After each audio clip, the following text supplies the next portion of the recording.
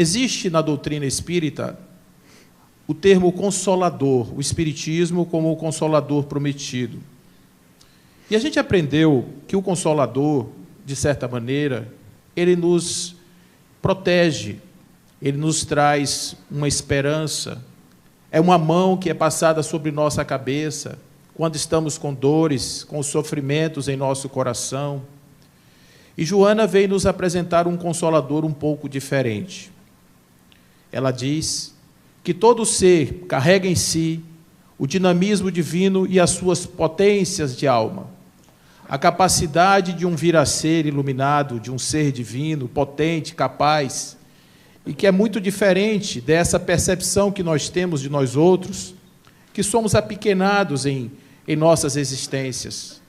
Quando olhamos no espelho e nos vemos como somos, muitas vezes temos tristeza, sentimos o amargor, porque não conseguimos conquistar ainda os espaços que desejamos, ou porque não estamos posicionados da forma que nós gostaríamos de estar, e isso faz com que a tristeza invada os nossos corações. E justamente quando Joana nos apresenta as suas mensagens, ela sempre nos recorda de quem nós somos, do que nós somos. Somos centelhas divinas, muito mais do que isso, somos projeções de Deus no campo da matéria. A nossa missão aqui é evoluir, descobrindo os nossos potenciais de alma e adquirindo as capacidades que já existem em nós.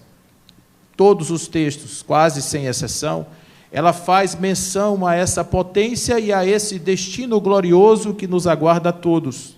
Estamos destinados à perfeição, estamos destinados ao futuro, aonde seremos plenos de graça e de amor, aonde os sofrimentos que hoje graçam sobre a terra, que se espalham em todo canto, acabarão quando os seres humanos descobrirem o que são no seu coração, na sua alma, quando eles tiverem a capacidade de se perceberem como essas sementes de Deus, com essas capacidades imensas do Espírito, que realizam coisas incríveis. O Espírito é capaz de projetar colônias espirituais com seu pensamento, de criar mundos, interferir na natureza. Essas são as capacidades do Espírito, para além da essência maior do Espírito, que é ser pleno em amor, a própria manifestação de Deus, aonde quer que ele se encontre. E nós, que ainda somos ignorantes e que não temos essa capacidade desenvolvida, nos sentimos ainda tão assim distantes desse potencial e algumas vezes duvidamos quando alguém diz que nós somos divinos. Jesus falou isso há 2000 anos atrás. E nós duvidamos disso e achamos, não, eu não sou divino, eu sou isso, pequeno, essa coisa assim, que vai para lá, que vem para cá. E Joana sempre nos lembrando, vocês não são isso, vocês são muito mais. E a sua mensagem é justamente para que, através da descoberta do autoconhecimento, do autoempoderamento do ser, nós possamos adentrar no nosso mundo psíquico tão difícil. Ela nos fala do nosso inconsciente, desta zona sombria, onde estão armazenadas as nossas heranças de vidas passadas e também as coisas mal resolvidas dessa existência. E, por conta disso, as dificuldades que temos de nos conhecer. Vivemos numa sociedade hedônica, uma sociedade extremamente voltada para fora, e ela não cansa de criticar, não apenas apontando aonde estamos errando, mas dizendo das razões pelas quais nós nos afundamos nas ilusões do mundo material. E ela diz que a sociedade atual, que é a sociedade dos prazeres, corroborando com pensadores como Rolomei, por exemplo, ou como Erich Fromm. Rolomei diz que nós nos perdemos o endereço de nós mesmos. Erich Fromm diz que nós nos coisificamos. E eu lembro, Divaldo, que há uns anos atrás, quando eu era pequeno não, que eu ainda sou, né? Eu era criança, a gente chegava no supermercado e tinham 2 tipos de shampoo, babosa e lanolina. Vocês lembram disso? Era um amarelo e o outro verde. E o condicionador só tinha 2, Colene e Neutrox. Então, qual era a dificuldade de comprar o shampoo? Nenhuma. Você chegava no dia que você queria o amarelo, levava o amarelo, o outro verde. Hoje, na sociedade pós-moderna, você entra, tem um corredor de shampoo para a ponta direita, para a ponta esquerda, com chapinha, sem chapinha, com creme, sem creme. E isso faz com que a pessoa que vai comprar o shampoo leve horas para escolher e não escolhe nada, compra nada. Você comprou o quê? Comprei um biscoito. Por que isso? Porque é uma sociedade de tantas opções, que é o mundo líquido de Zygmunt Bauman, que a gente não se fixa em nada. Nós somos sempre assim, saltando de ponto em ponto. Estamos vivendo agora o fenômeno das hipertelas, ou das hiperexposições às telas, que está afetando o nosso cérebro, que foi construído para fixar as memórias a partir de sentimentos. Mas como é que nós vamos fixar sentimentos se a imagem é essa agora, agora é outra, agora é outra, agora é outra? E uma coisa que a gente precisa aprender com a natureza do cérebro é que, se a gente não usa uma faculdade, o cérebro diz, tudo bem, você não quer usar, eu dou para outra faculdade. Então, nossos dedos estão ficando muito hábeis e a nossa memória está ficando cada vez menor, graças à exposição que nós estamos nos dando. E assim, numa sociedade coisificada, uma sociedade totalmente voltada para fora, o homem perde o endereço e os valores principais ficam esquecidos. Quantos são aqueles que estão dizendo que nós somos? Quantos estão dizendo ao contrário, que nós somos seres existenciais humanizados? Aqueles que primeiro precisamos existir para depois sermos. E nós podemos ser o que quisermos ser. Eu fazia um comentário essa semana, sexta-feira, ontem, sobre um dos textos de Joana, em uma palestra, e eu me lembrava de um movimento que houve no metrô, dos chamados, eles chamam de canine beings, são aqueles que estão lutando para serem tratados como cães. E os transbotânicos, que são as pessoas que estão lutando para serem tratadas como plantas. Existe uma moça na internet que quer ser tratada como uma samambaia, regada, de manhã cedo o pessoal vem botar adubo nos pés dela, alguma coisa assim, para você ver aonde vai a liberdade do pensamento humano. Que, diferente de um ser infra-humano, por exemplo, um pato, um saci que não existe, mas um lagartixa, esses nascem para ser o que são. Eles são perfeitos porque são exatamente aquilo que são. E nós não, nós somos contingentes. Nós somos contingentes porque a gente escolhe ser o que a gente quer ser. Então, esse é um problema. O livre-arbítrio nos dá a liberdade de irmos para lá, para cá, mas, ao mesmo tempo, nos condena a que a nossa ignorância nos leve a lugares muito ruins. E, por isso, a gente tem a dificuldade de encontrar felicidade, porque a nossa visão turva nos leva para os atratores telúricos do mundo, que, conforme diz o espírito Lázaro, começamos pelo instinto, depois pelas sensações, estamos ainda assim. Aquilo que nos atrai mais, aquilo que nos traz mais prazer, nós optamos, em detrimento de outras coisas que exigem sacrifício, renúncia, por exemplo. Então, Joana precisa nos lembrar sempre que nós somos esses espíritos potentes. Porém, para alcançarmos a glória da nossa própria existência, nós precisamos conquistar o espaço interior, entrar nesse mundo íntimo e visitar os espaços sombrios da alma. Aí existe um outro detalhe que ela também vai nos dizer em uma outra obra. Ela nos diz que a maior demonstração que um ser humano pode dar a si mesmo é autoconhecer-se.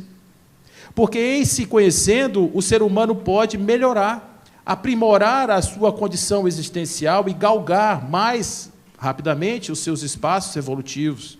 Ela pode, simplesmente, em se conhecendo, tratar das demandas mais urgentes da alma, aquelas que nós escondemos no nosso dia a dia porque temos vergonha, muitas vezes, de mostrar em público aquilo que somos.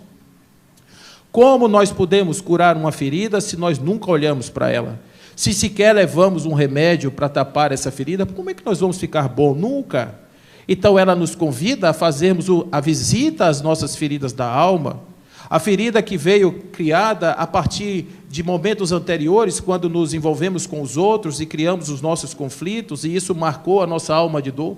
E agora nós estamos aí tentando e tendo a oportunidade de resolver. E a sociedade, o convívio social, a família, são os presentes que Deus nos concede para que nós tenhamos essas oportunidades de encontro. E assim possamos visitar as nossas feridas e tratá-las convenientemente. Quando a gente pensa sobre esses encontros e desencontros aqui na Terra, a gente lembra também de Joana, quando ela fala da família, dos encontros, das heranças palingenésicas dos nossos encontros. e dizendo qual é o papel dos seres humanos aqui na Terra, quais são os nossos compromissos recíprocos. E a gente lembra de Allan Kardec. O grande codificador, ele colocou a lei de sociedade antes da lei de progresso, dizendo o seguinte, que para vivermos, para crescermos, para evoluirmos, que é o grande destino de cada espírito, é o final de cada espírito, nós precisamos conviver uns com os outros. E a gente pergunta assim, mas por que eu tenho que conviver com o outro? Pensemos. Um amigo fala assim para o outro amigo, o amigo comete um erro, aí o amigo fala assim, não se preocupe, tudo certo, todo mundo faz isso. Isso aqui hoje que você tem um problema, amanhã você está resolvido, você está bem amanhã, fica tranquilo, não tem problema nenhum. O amigo fica confortado, porque nesse caso, quem está entrando em campo é aquele senso de ânima, aquele senso da mamãe querida que não quer que o amigo sofra. Isso acontece. O que o inimigo ou aquele que não gosta muito de você faz? Está vendo que você ainda não é uma pessoa boa? Você está vendo que isso que você fez foi uma grande bobagem? E aí nos apresenta todas as consequências e repete muitas vezes a consequência e faz reverberar na nossa alma a culpa por termos feito aquilo. E a pergunta é, qual dos dois realmente nos ajudou mais nesse processo de autoconhecimento? Aquele que tentou esconder as nossas imperfeições ou aquele que nos mostrou? Porque aquele que nos mostrou, ele pode não estar demonstrando um amor, pode não estar demonstrando uma faculdade, mas ele está, de certa forma, nos ajudando ao seu modo para que nós possamos crescer e evoluir. Amigos que me falavam a respeito da sua vida pessoal, e sobretudo um especial, trago aqui para vocês, que ele falava sobre o seu pai, e ele dizendo das dificuldades, porque ele era um filho bastardo. E o pai abandonou ele a vida inteira, e ele foi aquele que procurou o tempo inteiro se reintegrar na família do seu pai, e o pai não queria saber dele. Ele era filho de uma relação extraconjugal, e não queria saber. E aí ele foi insistindo, e o pai sempre refutando, e ele criando em si uma resiliência amorosa. A resiliência amorosa é aquela que o sujeito diz, não importa o que você faça, comigo eu estarei sempre pronto para te amar. Isso é um exercício, não se ganha isso, não se compra isso no supermercado, você tem que ter um professor para te ensinar. E ele teve um professor muito bom que ensinasse a ele a fazer. Mas ele precisava ainda de uma demonstração de que o seu esforço valeria a pena. Ao final da vida desse pai, o pai adoeceu, e os filhos naturais se afastaram do pai. Eu costumo chamar isso das mariposas que se afastam das luzes apagadas. Os mariposas gostam de luzes acesas. O pai apagou, os filhos foram embora e perguntaram para o pobre do bastardo. Disse, você gostaria de cuidar do papai? Agora é papai. Aí ele disse, claro, olha a oportunidade que surgiu. Eu terei a oportunidade de estar mais próximo daquele que eu desejei que fosse o meu pai. E quantas noites essa criança sonhou em ter uma mão daquele pai acariciando a sua cabeça, pegando no seu ombro, lhe chamando de filho, olhando nos seus olhos, dizendo eu te amo. Quantas e quantas vezes? É pedir muito? Não, é só um filho querendo o amor do seu pai. E ele não teve. A única coisa que ele teve foi a coragem de não deixar que o seu coração se fechasse para o amor desse pai. E aí, quando ele chega na casa do pai, imaginou a vergonha? O pai que negou esse filho o tempo todo, agora está ali, parado, deitado numa cama, precisando dos favores materiais daquele filho que ele enjeitou. O filho levou para ele o seu coração resignado e lhe apresentou um amor de filho carente, dizendo, pai, eu quero agora ser amado por você. Não importa que você esteja nessa cama, mas eu quero apenas que os seus olhos reconheçam que o filho que você teve nessa terra te ama, e deseja muito o seu amor. E assim eles foram construindo uma relação muito boa. 2 meses depois, num esforço inaudito, o pai diz assim para ele, filho, vamos ali no cartório? E ele foi e reconheceu como filho. Ali há o coroamento desse estado grandioso de alma. A alma se empenhou e, ao final da vida, constatou que o seu esforço valeu a pena. Assim são os nossos encontros, são todas oportunidades de refazimento e crescimento que nós recebemos todos os dias. Fechamos a porta porque somos crianças rebeldes, a gente quer uma vida boa, que nos acaricie todo o tempo, que nos dê os presentes da existência. Por isso, a gente muitas vezes não aceita as coisas que a vida nos dá. Eu me lembro de uma pessoa que contava um fato espiritual. Ele, quando estava vivo, ele era muito ligado à igreja. Ele orava muito, pedia a Deus, tinha uma fé sem limites. Mas ele se encontrava agora numa situação bem complicada. Ele estava num rio, o barco dele tinha afundado, e ele estava sozinho no rio, e a correnteza era imensa. E ele começou a orar: Senhor, mande um barco para mim, porque eu preciso sair desse rio caudaloso. Vou morrer se o barco não chegar. E o barco não chegava. E, de repente, quando ele fazia oração, veio um tronco. O tronco vinha numa velocidade imensa, que quase arranca a cabeça dele se ele não mergulhasse. Aí ele levantou, bebeu muita água e disse: Senhor, ao invés de me dar o barco, está me dando um tronco que vai arrancar a minha cabeça. E continuava orando, orando, orando. Daqui a pouco veio um galho imenso, cheio de pontas. E ele então se afastou, mergulhou, bebeu água e disse: Senhor, quer furar os meus olhos? Que mal te fiz, porque mandou para mim as pontas de um galho. E aí, quando ele menos esperava, uma porta que vinha de lá para cá. E essa porta quase o atinge novamente. E ele então mergulha e morre afogado.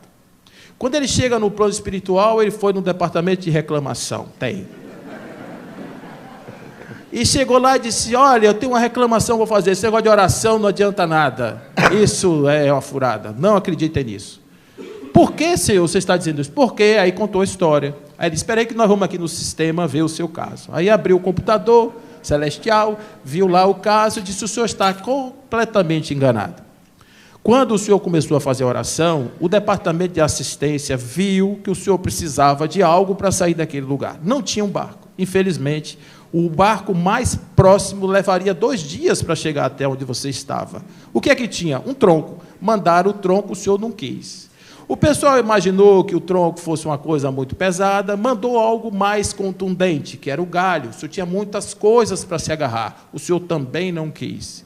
A porta, pelo que eu estou lendo aqui, foi a pior. Tivemos que mandar uma ventania, arrancou a porta da casa do rapaz, que estava lá, que não tinha nada a ver. O rapaz ficou ali praguejando, a porta saiu voando, caiu no rio só para lhe salvar. Mas você morreu porque você queria um barco, e não tinha um barco, mas tinha outras formas de te salvar. Às vezes, as coisas acontecem na vida da gente, e a gente espera que seja do jeito que a gente quer. Mas não é do jeito que a gente quer, é do jeito que a gente precisa. É do jeito que chega, da forma certa, do momento correto. Por isso, as coisas são, às vezes, tão amargas para a nossa percepção, mas são demonstrações inequívocas da bondade de Deus. E quando a gente faz a pergunta assim: mas Joana, por que você escreve uma série psicológica? E ela diz, para Divaldo, porque a gente não ouve, ela diz assim nos seus livros: porque vocês precisam entender que, para além de serem espíritos, hoje encarnados, são humanos. E o humano tem um psiquismo, tem um modo de ser, tem um modo de fazer. E se nós não aprendermos como funcionamos, como entes psíquicos, como vamos resolver as nossas questões, que são tão importantes para o nosso desenvolvimento? Um presente que nós recebemos, essa obra de Joana, que ela vai nos apresentar o ser na sua condição natural, na sua condição perfeita. Nós somos assim, não há para negar, somos espíritos encarnados. Estamos aqui trabalhando para nos tornarmos perfeitos, como perfeito é o Pai Celestial. Estamos trabalhando para sermos mais, para sermos grandiosos, para sermos capazes de disseminar o amor no universo. Mas para fazer isso, temos que começar do começo. Começar olhando para dentro, começar vendo as nossas inclinações, os nossos valores. O que é que nós estamos consumindo em nossa alma? Estamos consumindo veneno ou estamos consumindo vitamina? Estamos lendo coisas que vão nos edificar ou estamos nos atendo aí ao noticiário que está pregando sangue em todos os lugares? Na semana passada eu estava com os amigos almoçando e eu disse assim: vocês querem... E conversávamos no caminho o que era o bem e o mal. E aí estávamos no almoço filosófico, ali no meio-dia, conversando sobre o bem e o mal, e eu disse: você quer saber o que é o mal? Aí apontei a televisão. É aquilo ali. Aí o pessoal olhou e disse: mas Paulo, a televisão não é o bem? Eu disse: não falo da televisão, é que nós estamos sentados aqui há 25 minutos, e essa moça já apresentou 3 cadáveres, 3 mortes. A sogra que matou a nora que matou o genro, é uma coisa horrorosa. E você veio comer, Você está se alimentando, você está nutrindo o seu corpo, e você está se alimentando do físico, e os olhos e os ouvidos estão se alimentando das misérias humanas. Que tipo de alimento é esse que entra na condição espiritual? Esse trecho que Divaldo fala a respeito da relação entre a mente e o corpo, a doença, tem tudo a ver com isso, porque se nós estamos infestados de pensamentos negativos, estamos imersos em uma sociedade adoecida, é claro que esse pensamento, essa vibração nos afeta. O que nós estamos fazendo aqui hoje dentro desse espaço? Estamos recebendo uma egrégora positiva, porque quando vibramos todos no amor, nós recebemos essa energia positiva em todos nós, saímos daqui mais fortalecidos. Qual é a nossa responsabilidade? Reverberar esse clima em nossas casas, com os que lá se encontram, manter acesa essa chama da esperança do futuro grandioso que nos aguarda também.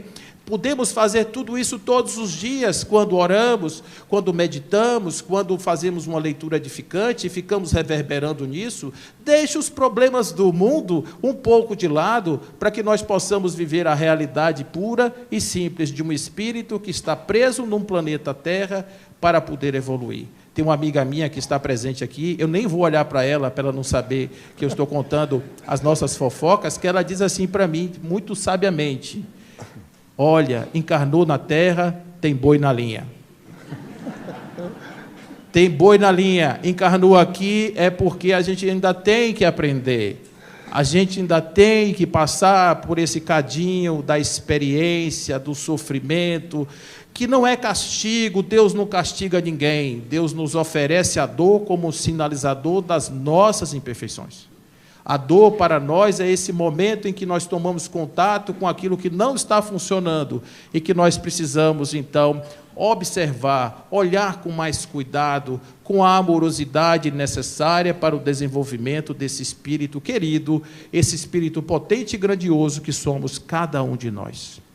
Ao olhar no espelho, hoje, amanhã, todos os dias, nunca se esqueça: não somos coisas pequenas, feitos por amor, feitos para amar. Tão pequenos que podem ser colocados numa forma acanhada e frágil, que é o corpo, e tão grandes que, com o pulso do pensamento, abraçam o infinito.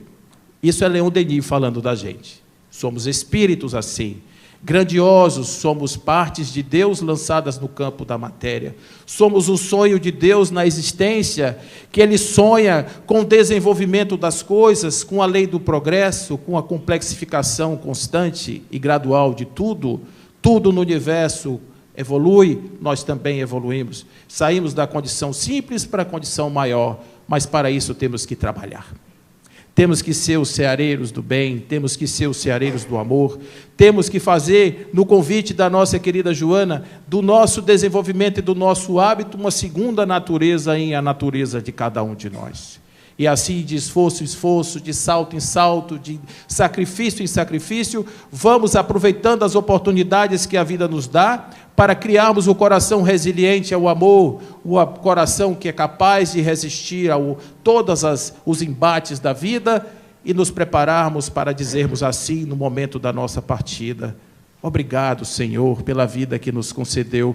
Obrigado pelas oportunidades que tive, pelos professores que recebi. Obrigado pelos problemas, porque eles foram, na verdade, desafios colocados dentro das minhas capacidades. Aquilo que eu podia fazer, me foi colocado para fazer. Aquilo que eu tinha que superar, me foi colocado para superar. Aquilo que eu podia ter feito de mais possível, eu fiz. E saio daqui com a sensação do dever cumprido, pedindo a Ti que ilumine a minha consciência e me dê novamente outra oportunidade para voltar a esta terra tão linda e maravilhosa, tão cheia de coisas, tão cheia de graça, tão cheia de cheiros, de beleza, aonde a Sua presença, Senhor, é mostrada todos os dias, no voo do pássaro, na chuva, no sol que nos ilumina, na luz que entra pelos nossos olhos e nos revela a realidade objetiva que criaste como cenário para as nossas existências. Obrigado, Senhor, obrigado por tudo que nos dá, consciência de percebermos a sabedoria para discernirmos entre o bem e o mal, e, acima de tudo, a fonte generosa do amor em nossos corações, para que possamos ser como Tu, o amor na terra. que sejam as nossas mãos, as mãos de Deus, que sejam os nossos pés, os pés de Deus, andando na terra, acolhendo os necessitados que estão ainda na estrada e que não tiveram oportunidade de ler Joana, que não tiveram oportunidade de se conhecer. A gente só tem a agradecer, nada mais. E nesse período de setembro, de dor, de sofrimento, o que nós temos que dizer aos nossos irmãos? Acreditem na vida, acreditem nos encontros, acreditem em Deus, nunca duvidem da capacidade do Espírito em ser mais, porque nós temos uma missão, gente. Esse planeta é lindo. Talvez não exista outro igual no universo. Aqui tem cachoeira, aqui tem cores, aqui tem a lua cheia, aqui tem o sol do meio-dia, o céu de Salvador. Aqui tem a praia azul, tem as ondas, as espumas das ondas, aqui tem tanta coisa, suco de manga, que eu adoro. Não tem suco de manga na lua, nem mate, tem aqui. Então vocês imaginam o seguinte: se nós formos competentes, isso aqui é um convite, para nos transformarmos naquilo que nós podemos ser, nós teremos aqui a convivência num planeta lindo e colorido de seres humanos muito melhores. Seria mais ou menos dessa forma: você chegar aí fora e encontrar um outro irmão que você não conhece, e no seu rosto você reconhecer as gemas mais preciosas que esse planeta é capaz de produzir. Olhos que refletem o amor de uma alma. Se nós pudermos nos olhar nos olhos e percebermos o amor sendo comunicação universal, vocês imaginem o prazer que é viver num planeta desse. Ao invés dos 30 bilhões de espíritos que circundam na psicosfera desse planeta, teremos 100 bilhões, porque todos vão querer viver aqui, todos vão querer ser amados, se sentir como amantes, sentir o Deus fluindo no seu corpo, em todas as suas atitudes e ações, e, acima de tudo, tomarem suco de manga, e comerem bolo, e comerem pãozinho delícia, coisas deliciosas do planeta Terra. Temos um desafio, e esse desafio é grandioso, e Manuel Filomeno de Miranda nos apresenta como transição. Eu ainda vou mandar um recado para ele, que talvez ele tenha que mandar um livro por Divaldo, da transição humanitária. Porque o planeta está lindo, perfeito e maravilhoso. Quem precisa agora transitar somos nós. Sair da condição dos brutos e ignorantes para a condição dos seres divinos que todos podemos ser. Sair da condição do desamor para o amor. Saímos da condição do desapego para a condição do desapego amoroso, que é a liberdade que uns concedem aos outros quando amam incondicionalmente. Isso será o nosso futuro, nós podemos acreditar. Façamos isso. Quando encontrar alguém triste na rua, alguém caído pela estrada, diga no seu ouvido: você sabe quem você é? Eu vou te dizer.